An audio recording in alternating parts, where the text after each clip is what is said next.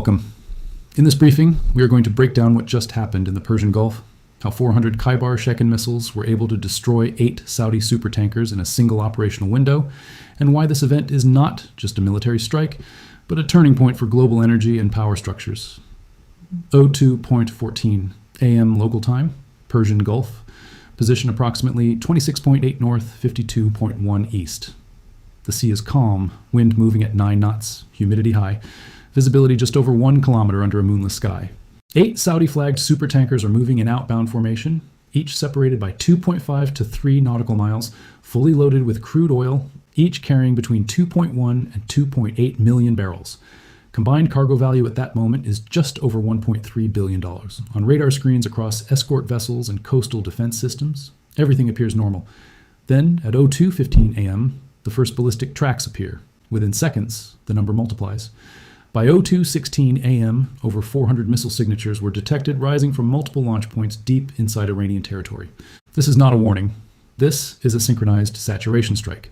The system used is the Khaibar-Shekan ballistic missile. In simple terms, it is designed to defeat modern air defense. Range approximately 1,400 kilometers, allowing launches from deep inland positions beyond immediate retaliation. The warhead is estimated at 500 kilograms, optimized for penetration rather than surface blast. The guidance system is the key difference. It combines inertial navigation, terrain-based mid-course correction, and a terminal active seeker that can lock onto moving maritime targets in the final seconds. Each missile is estimated to cost between $200,000 and $300,000, depending on configuration. That puts the total cost of 400 missiles between $80 million and $120 million. That number matters because what they destroyed in less than 15 minutes is worth more than 20 times that amount. At 02:17 a.m., the missiles separate into structured attack paths. Roughly 240 are assigned directly to the 8 tankers, meaning each vessel receives between 25 and 35 incoming warheads. The remaining 160 are used to saturate defensive systems, targeting radar coverage zones, escort ships, and projected intercept paths. By 02:18 a.m., American and Saudi defense systems were activated. Patriot batteries along the coast begin engaging high-priority tracks. Naval vessels deploy Aegis systems, launching standard missile interceptors. In total, approximately 120 interceptors are fired in under 4 minutes. Each interceptor costs between $2 million and $4 million.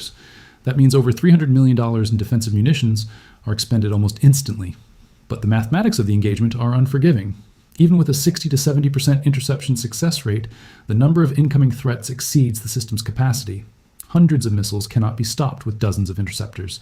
The system is not failing, it is overwhelming. At 02:19 a.m., the first impacts occur.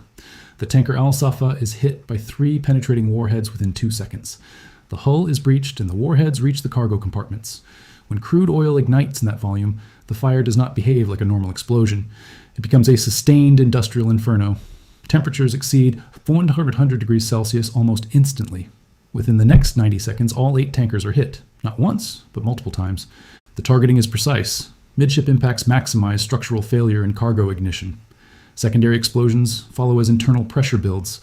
Burning oil spreads across the water surface, forming expanding fire zones, moving at approximately 2 to 3 meters per second. By 02:22 a.m., all 8 vessels were either fully engulfed or structurally destroyed. Flames rise over 300 meters in some cases. Satellite sensors detect heat signatures visible from orbit within minutes. Communication between vessels collapses. Navigation systems fail under heat and shock. The total oil involved is estimated between 17 and 20 million barrels. The fire cannot be contained. Maritime firefighting systems are not designed for this scale. These fires will burn for days. Now the human cost. On board one of the vessels, the tanker Al Rayyan, was Second Officer Ahmed Khan, age 37, with 12 years of maritime service. At the time of impact, he was on the bridge coordinating navigation adjustments after the first missile alerts. When the first strike hit near the forward section, he initiated emergency distress signals and attempted to guide crew evacuation procedures. The second impact occurred less than 5 seconds later, directly below the bridge structure. The explosion caused immediate structural collapse. Based on recovered data and timing, he likely had no more than 10 seconds between first impact and fatal conditions. His actions ensured that multiple crew members reached lifeboats before the second strike. He died at his post, performing emergency command duties under conditions no civilian officer is ever trained to face. Across all 8 vessels, total crew numbers are estimated at 192. Early rescue assessments suggest over 140 fatalities. Survivors are limited, many with severe burn injuries. Rescue operations are severely restricted due to surface fire zones extending over 8 to 10 kilometers. Now the critical question, how did this happen? The answer is not a single failure, it is a layered intelligence breakdown. Iranian launch preparations involved distributed mobile platforms, reducing detection probability. Satellite imagery reportedly identified unusual movement patterns 48 hours prior, but these were categorized as routine repositioning.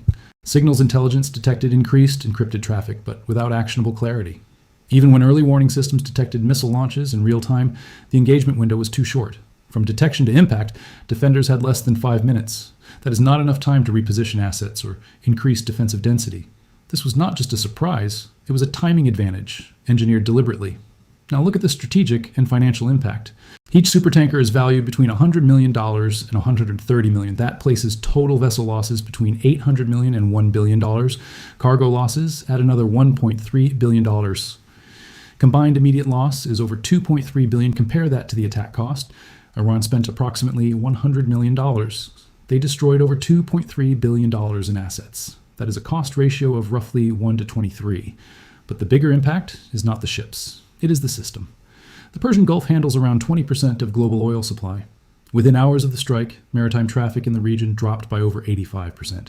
Insurance premiums for Gulf transit increased by more than 400%. Oil prices spiked from $82 per barrel to over $140 in a single trading cycle. Global markets react instantly. U.S. indices drop between 8 and 11%. European markets follow with losses around 6%. Asian markets open down 9%. Energy stocks rise, but transportation and manufacturing sectors experience sharp declines. Now focus on OPEC. OPEC depends on stable, secure oil exports. Its entire structure is built on the assumption that member states can reliably deliver oil to global markets. That assumption is now broken. When 8 supertankers can be destroyed in one coordinated strike, no exporter can guarantee delivery. This is not a temporary disruption. This is a credibility collapse. Now here is what mainstream coverage is not telling you. This attack was not just about destruction. It was about a demonstration.